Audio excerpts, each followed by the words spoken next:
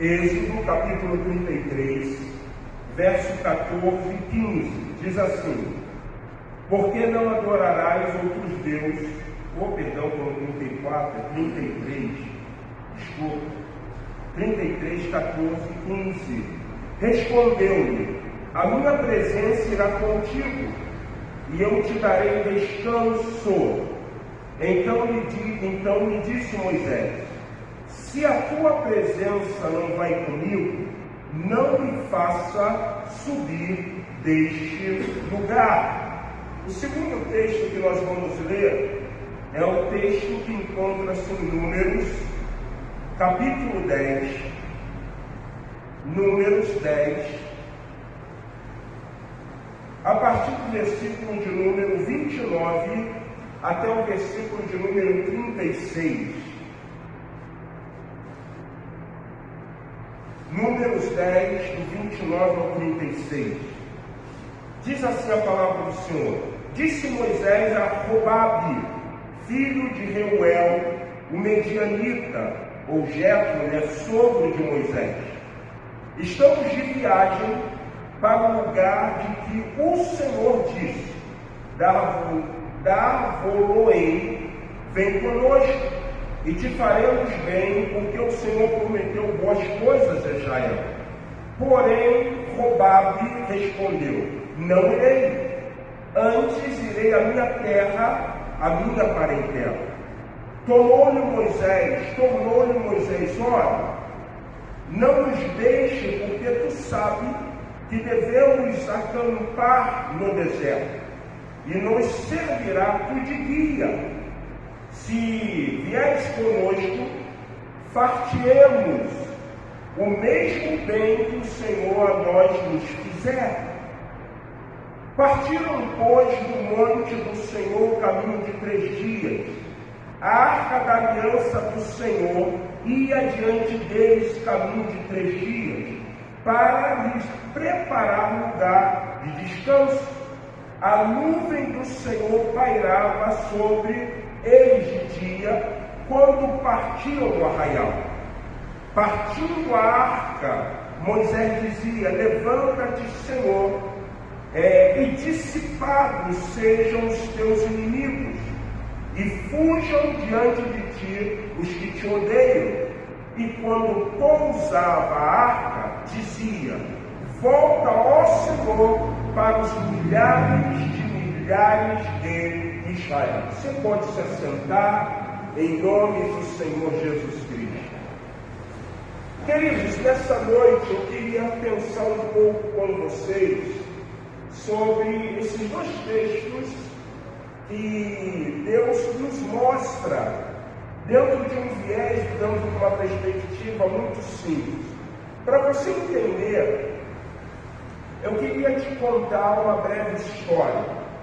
Hoje, no meu momento de devocional, quando eu estava lendo o texto de Levítico, e hoje foi só um capítulo, e também o Evangelho de Marcos, capítulo de número 8, eu tive a oportunidade, após a leitura, de me deparar com um vídeo que me chamou muito a atenção.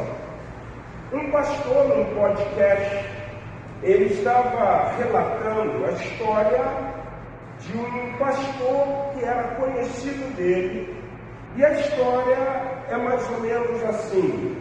Esse pastor ele ficou um pouco indignado, porque o segundo pastor, que era responsável pelo louvor, ele liga para o pastor da igreja e diz assim: pastor, hoje eu não vou poder estar na igreja. E ele usa um mecanismo, uma justificativa extremamente fútil, que com certeza não era uma questão dele não poder estar na igreja. Aquele pastor, ele vai para o culto, ele faz o culto, ele usa um playback, não tinha alguém para tocar, para dirigir, para conduzir, e quando ele chega em casa extremamente iracundo. Ele estava com muita raiva do segundo pastor. E ele dizia assim: poxa, Que falta de responsabilidade, que falta de compromisso, que falta de dedicação com a obra do Senhor. E quando ele, muito irado, ele percebe que a postura que ele estava tendo era uma postura que não estava condizendo com o que o Evangelho do Senhor ensina. E aí dá uma lição muito interessante para a gente aprender. Ele acorda, ele não consegue dormir, né? E aí ele sai da cama e ele ora e ele fala assim: Senhor, eu quero que o Senhor me perdoe. Porque ele tinha um motivo dele, que não podia estar. E é interessante, né, que ele relata o seguinte: na hora que ele orou, ele ressalta, né, o que estava contando, que esse pastor ouviu uma voz e disse assim: quantas vezes que você está no culto e você não fica indignado por eu não estar presente? Você entendeu? Ele falou: caramba, gente, eu fiquei indignado porque o segundo pastor, o ministro de louvor, ele não esteve. Fiquei com raiva, mas Deus perguntou para mim: e eu, quando não estou no culto, você tem essa indignação? E aí ele me trouxe um insight, uma luz, uma iluminação, que nós falamos algumas coisas dentro da igreja, porque muitas vezes o nosso coração está preocupado. E uma das coisas que nós temos o hábito como pastor de falar muitas vezes no sermão é: o que podemos fazer para uma igreja crescer? E aí quando você começa a trabalhar uma linha onde você quer despertar a igreja, você quer levar o irmão, a irmã a esse comprometimento de engajamento, de estar predisposto, envolvido na obra para que a igreja funcione, a gente às vezes acaba esquecendo de uma coisa muito importante. A igreja, ela, para conseguir desenvolver bem a obra, ela precisa viver o primeiro mecanismo. Qual é o primeiro mecanismo? É Deus estar o quê? Presente. É Deus estar presente. E aí, o que eu estou dizendo para você?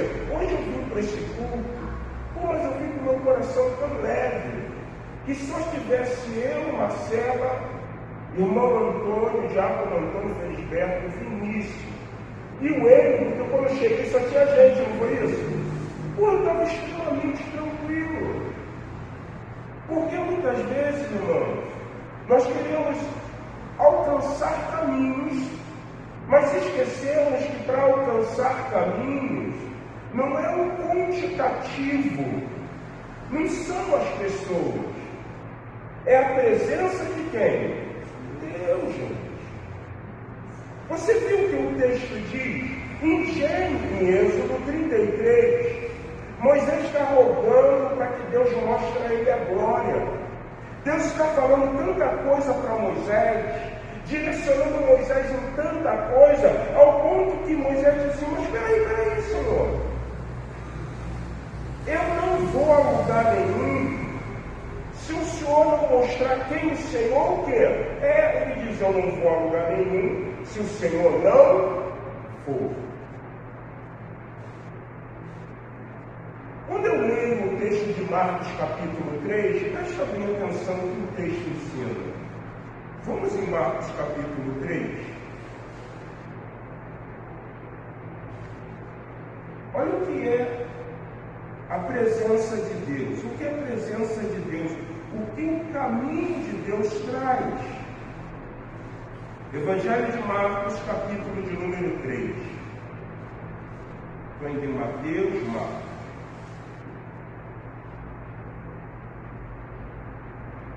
Olha o que diz o versículo de número 7.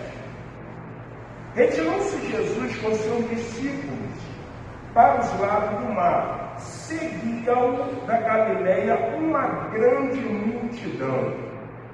Também da Judéia, de Jerusalém, da Idumeia e de Idumeia, da além do Jordão e dos arredores de Tiro e de Sidom, uma grande multidão, sabendo quantas coisas Jesus fazia, veio ter com ele. Então recomendou aos seus discípulos que sempre que lhe tivessem rogou aos seus discípulos que sempre lhe tivesse pronto um barquinho por causa da multidão, a fim de não comprimirem, pois curava muito, de modo que todos os que padeciam de qualquer enfermidade se arrojavam a ele para o tocar. Também os espíritos imundos, quando viam, prostravam-se diante dele e exclamavam: Tu és o Filho do Deus vivo. Mas Jesus lhe advertia severamente que não expusessem a publicidade. Aí olha o que vai dizer a continuidade desse texto. Versículo de número 31. Nisto chegaram sua mãe e seus irmãos, e tendo ficado do lado de fora, mandaram chamar Jesus.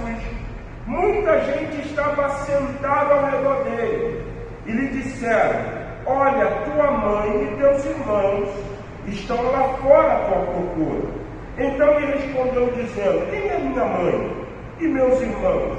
E correndo olhar para os que estavam assentados ao redor, disse: Eis minha mãe e meus irmãos. Portanto, qualquer que fizer a vontade de Deus, esse é meu irmão, minha irmã e minha mãe. Gente, quando eu li esse texto, você pode depois ler, que vai chegar um momento, até eu pulei aqui, porque ele é comprido, que os familiares de Jesus dizem que ele está fora de si. Lembra disso? né? Ele está fora de si. Mas o que me chamou a atenção? Me chamou a atenção que as multidões afluíam atrás de Jesus, porque Deus era com quem? Com ele, gente. Eu estava conversando essa semana com um pastor, e ele estuda numa universidade federal, se formou, e quinta-feira ele vai apresentar o TCC, o termo de conclusão de curso. E ele diz assim: Márcio, eles sabem que eu sou pastor, e eu estou sendo o último, a formatura é sexta-feira, e eles me botaram para apresentar na quinta. Todos os professores, o DO acadêmico, todo mundo vai estar lá para ouvir. E aí a gente conversando, eu falei uma coisa para ele assim: amigo, sabe o que está faltando no nosso cristianismo? Tem muito intelecto, tem muito conhecimento. Eu lembro que eu tive Águas de Lindóia e ele é classificado como apóstolo Paulo do século XXI, David Hunter. E ele disse assim: tem muita psicologia cristã, tem muito sofisma, tem muita teologia progressista, mas tem pouco de quem? De Deus. E o que nós estávamos falando? Eu virei para ele e falei assim: uma vez eu fui ouvir um sermão de um pastor, um homem humilde. Ele começou a pregar, e a gente sempre, que lê alguma coisa, estuda mais um pouquinho, a gente tem o âmbito da crítica. A gente já assiste em vez da crítica. E aquele homem está pregando, ele terminou o sermão, estava eu mais um pastor, a gente olhou um para o outro e mais ou menos falou assim: caramba, esse cara não pregou nada, não falou nada. Mas sabe o que foi interessante? Na hora do apelo. Na hora do apelo, gente, aquele homem fez o apelo de quem queria Jesus. Eu vi, contando a grosso modo, 30 pessoas indo à frente. Porque aquele homem estava cheio de quem? Cheio de Deus. Se tu não fores, eu não posso. Se tu não fores, eu não vou. Então é aquela questão, às vezes nós estamos muito preocupados com o quantitativo. Será que nós vamos ter um número? Enquanto Deus está dizendo assim para a gente, você está preocupado com a minha prisão? Porque se eu tiver, o que diz o livro do Atos dos Apóstolos? Estava a igreja reunida, tinha tudo em comum, no partir do pão, nas orações, em cada alma havia isso, e fazia sinais, e fazia prodígios, e o Senhor ia acrescentando dia após dia, os que iam sendo o quê?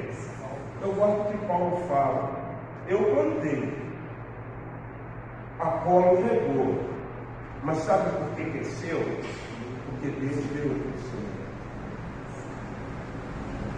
Qual caminho nós temos tomado? Será que nós temos tomado o caminho como diz o segundo texto? E vamos lá ver. O segundo texto é Números, capítulo 11.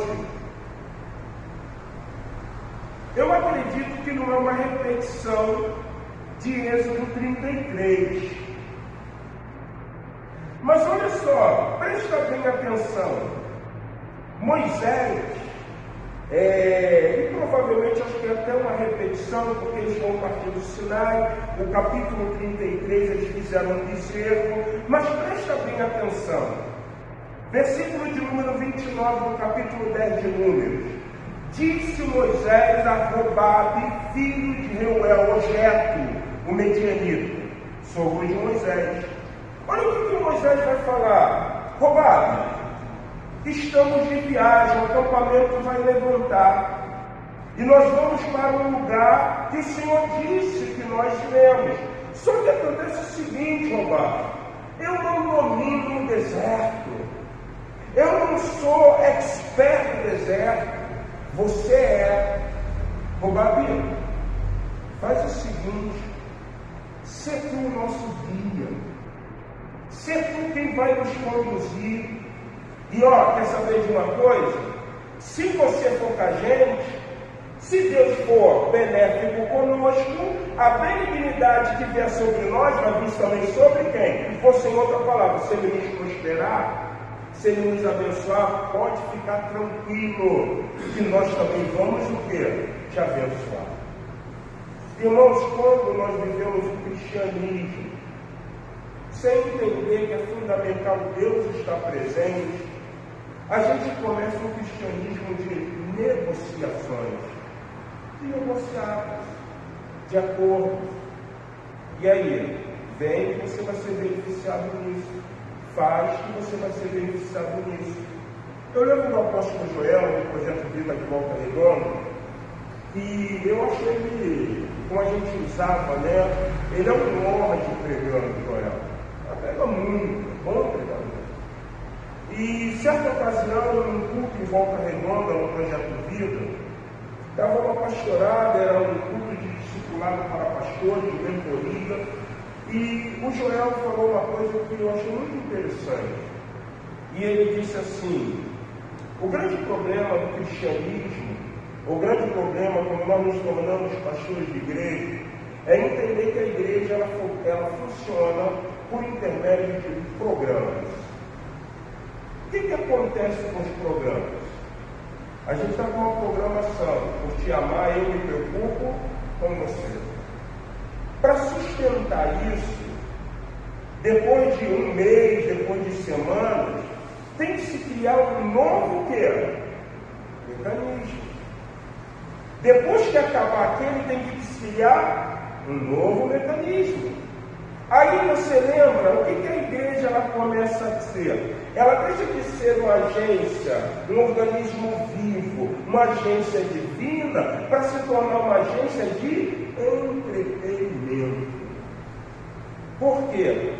Porque nós começamos com as negociações. Roubado, vem com a gente.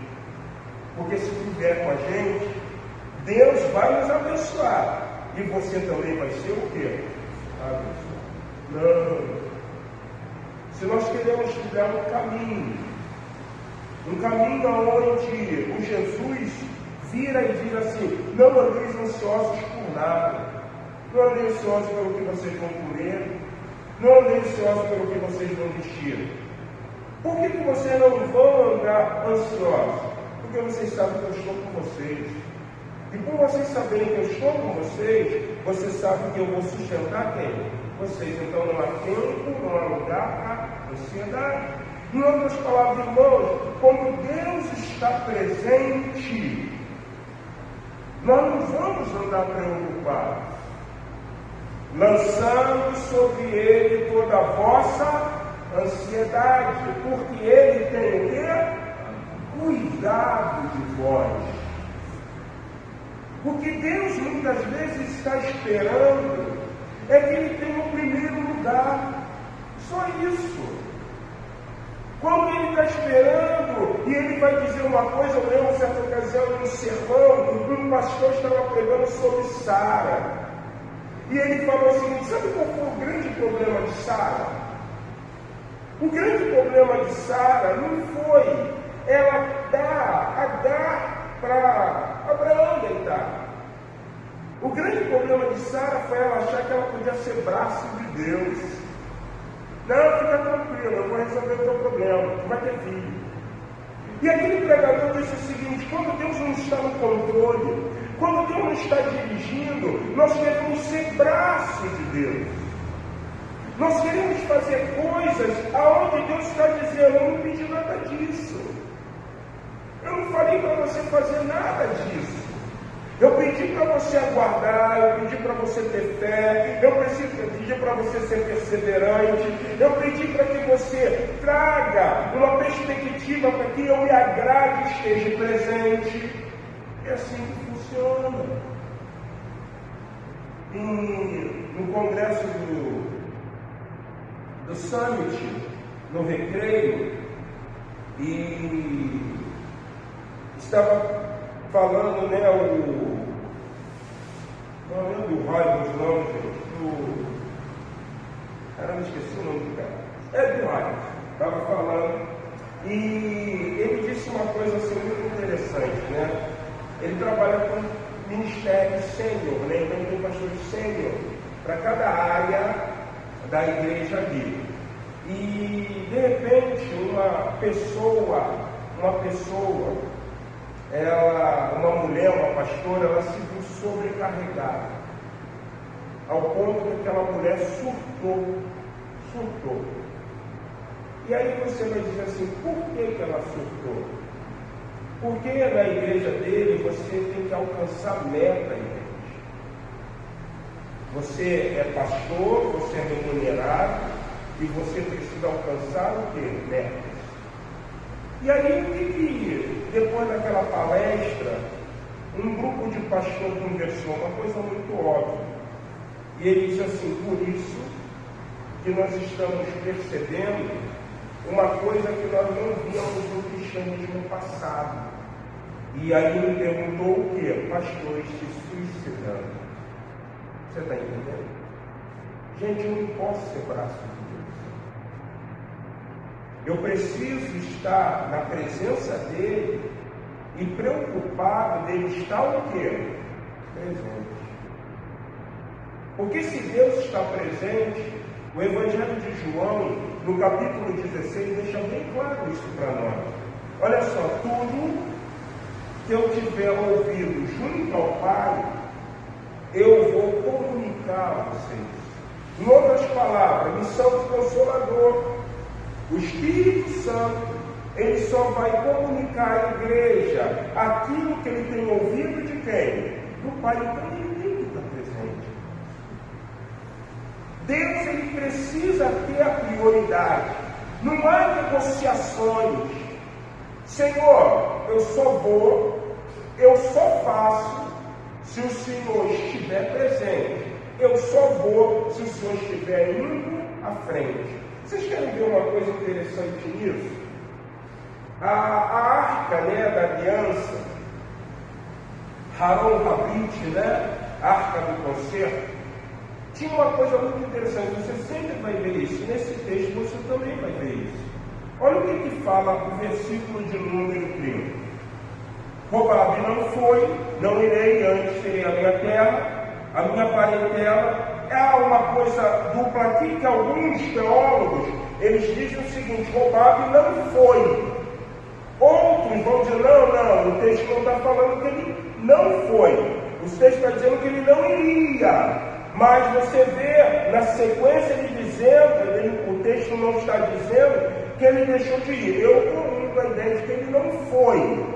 Robabe não foi, ele voltou para o seu lugar. Tornou Moisés, ora, não nos deixe, porque tu sabe que devemos acampar no deserto, e nos servirá de guia. Se vieres conosco, fartemos o mesmo bem que o Senhor nos fará. O texto diz no versículo 33: partiram, pois, do monte do Senhor, do Sinai, do Horebe, caminho de 3 dias. Quem ia à frente? A arca ia à frente. Quando você estuda a arca, o que você aprende da arca? A arca era a presença do Senhor, bem, João?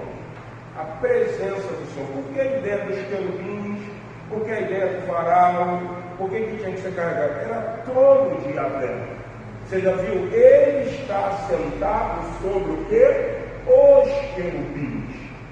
Então, quando você pega o texto de Josué, que Deus vira para Josué e fala assim: Josué, hoje eu vou te engrandecer no meio do povo, para que eles saibam que como eu fui com Moisés, eu também sou contigo. Mas, Senhor, de que forma? Moisés pegou um cordão, tocou na água, as paredes se abriram, os carros de Faraó, os egípcios vieram atrás, sucumbiram, o povo passou de pé enxuto, não tem mar vermelho. Aí Deus fala: santificai-vos hoje, porque amanhã o Senhor verá maravilha no meio de vós. Você pode ler o texto, está começando de Josué 3, que o texto diz assim: então pegaram a arca da aliança, a distância de um sábado, 1,250 km, e a arca ia o quê? À frente, e o povo ficava o quê? Parado. Queridos, a igreja precisa nutrir a mentalidade de que se Deus não for à frente, não sou eu que vou. Se Deus não for à frente, não é a igreja que vai. A igreja não conduz Deus, a igreja é conduzida. A arca está indo à frente, a presença de Deus está indo à frente. Então, uma igreja que ela quer entender a cosmovisão, a igreja que quer cumprir o ID, a igreja que quer provar um crescimento sobrenatural, ela precisa descobrir isso. A questão de Deus ir à frente. Quando você fala da arca, havia algumas questões óbvias para que Deus estivesse na frente. Primeiro, os sacerdotes estavam conduzindo. Não se pode tocar na arca, tem que respeitar o princípio. E tem que haver uma distância da arca para quem? O povo. Com a ideia, ele é santo. Nós somos lavados e remidos pelo sangue de Jesus, trilhamos um caminho de santificação, mas ainda vive em nós o quê? A pecado. Então a igreja precisa se santificar. A igreja precisa buscar o Senhor. Irmãos, é tempo de jejum. É tempo de afligir a carne. É tempo de afligir a alma. Igreja precisa jejuar. Jejum não é algo de neopentecostal ou de pentecostal. Jejum é algo que mortifica a minha carne, para que eu possa estar trabalhando uma vida de quê? De santidade. Tem que ter, gente. Não adianta. Eu estava vendo o Luciano Subirá. O Luciano Subirá, ele era bem gordo, né? E daqui a pouco o Luciano Subirá ficou bem magro. E ele começou uns sermões direcionados sobre mordomia do corpo, cuidar do corpo, alimentação, tal, isso, aquilo. Mas acredito que foi tudo proposital. Era Deus trabalhando na vida do Luciano Subirá. E na última palavra que eu vi ele falando, ele estava falando sobre a importância do jejum. E ele foi num lugar com alguns pastores almoçar, viraram para ele e perguntaram assim: está em jejum? Ele falou: vai comer nada? Não, só vou tomar um copo de água e pedir para botar umas gotas de limão para mim. E ele sentou, os caras estão comendo, veio o garçom, trouxe um copo com limão. Quando ele tomou, ele virou para o garçom e falou assim: poxa, eu pedi para você não botar açúcar. O garçom: não botei açúcar. Aí ele pôs com açúcar. Aí um dos pastores dele falou assim: pô, Luciano, deixa eu provar. Quando ele tomou, falou: cara, isso é impossível, tá sem açúcar. Tá com açúcar, isso está sem açúcar. E aí ele falou o que é o nível do jejum. Quando você jejua, você percebe que aquilo que fazia falta para você não faz o quê? Mais. Não faz mais. E o que vai acontecer com isso? Um homem que jejua, um homem que ora, um homem que lê a Bíblia, uma irmã que jejua, uma mulher que ora, uma mulher que lê, Deus vai se apresentar. A arca saiu da frente, porque ele é santo, e quem se aproxima dele tem que ser o quê? Santo. Jobabe não foi. E quem foi que conduziu o povo pelo deserto? O Senhor. Vocês lembram? Pela manhã, uma nuvem de quê? De glória. E à noite, uma coluna de fogo. É interessante que quando o Jobabe não vai, e Moisés tem a compreensão de que ele precisa conduzir o povo, mas não é pelo seu braço, não é ele achando que é um agitador de Deus. A Bíblia diz que quando a coluna, a nuvem parava, olha o que diz versículo 34, a nuvem do Senhor pairava sobre ele de dia, quando partiu do arraial, partindo a arca, Moisés diz: olha só, quem está aí na frente? Deus. Partindo a arca está indo. Moisés dizia para o pessoal: olha só, levanta-te, Senhor, e dissipados sejam os teus inimigos, e fujam diante de ti os que te odeiam. E quando pousava, dizia: volta, Senhor, para os milhares de Israel. Você entendeu? A arca vai à frente, Moisés: olha o que eu vou falar, Senhor, vai à frente. Povo ouve, povo entenda. Quando a arca, melhor, quando parava o povo, o que Moisés dizia? Senhor, volta para os milhares de quem? De Israel. É Deus que sempre vai à frente. Na tua causa, na tua peleja, não tenta ser braço do Senhor. É Deus que faz. O que Moisés disse lá em Êxodo 33, 14 e 15 é: Senhor, se tu não fores, eu não quero. Eu não. É Deus que ainda é o Senhor. É Deus ainda na pessoa do seu Filho que comprou a igreja. É Deus ainda que está falando assim: lança a tua ansiedade, tua preocupação, porque eu tenho cuidado de vós. É eu que acrescento, é eu que tiro, é eu que coloco, sou eu que aumento, sou eu que diminuo, sou eu que construo, sou eu que destruo. Porque é meu, eu sou o Senhor. Eu estou saindo aqui de hoje com 52 anos de idade, com a convicção seguinte: eu não faço nada, gente. Você entendeu? Eu não faço nada.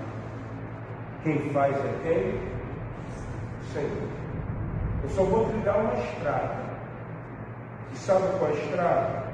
A estrada que eu começo a trilhar hoje não é para ver bancos cheios. A estrada que eu começo a trilhar hoje não é para ter um culto com melhor louvor.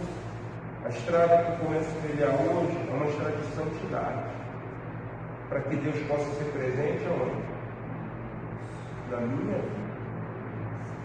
É uma estrada de oração, uma estrada de jejum, mostrada na palavra, aonde eu venha ter o privilégio que nós estamos vendo de alguns personagens de Deus dizer assim: quem é Abraão? Abraão é meu amigo. Quem é Davi? Davi é meu amigo. E me tornar amigo de entender que é Ele que vai à frente. Eu só posso fazer aquilo que Ele quer que eu faça. Eu só posso mexer naquilo que Ele quer que eu mexa. Eu só posso falar aquilo que Ele quiser que eu fale. E é difícil você estar subjugado com a perspectiva real de servo, de escravo, para esse Senhor. Mas acreditamos, se nós trilharmos essa estrada, se você trilhar essa estrada, com certeza, o Senhor vai estar abençoando agora. Que nessa noite, nós sejamos mais preocupados. Será que Deus está presente hoje nesse culto? Será que Ele está aqui? Será que Ele está alegre com o hino que cantamos, com o cântico, com a palavra, com a nossa predisposição de adorar? Porque de repente a gente pode ter 20, 30, 40, 50, 100 mil pessoas, mas de repente o céu não está aberto para nós. Amém? Que o Senhor possa ser propício e que o Senhor nessa noite nos abençoe, no nome do Senhor Jesus Cristo. Vamos colocar em pé? Você que nos acompanha por essa live, que Deus abençoe a sua vida, no nome do Senhor Jesus Cristo. Graça e paz. Te convido a estar conosco no domingo, 8 horas da manhã e também às 19 horas. Deus abençoe a sua vida em nome de Jesus.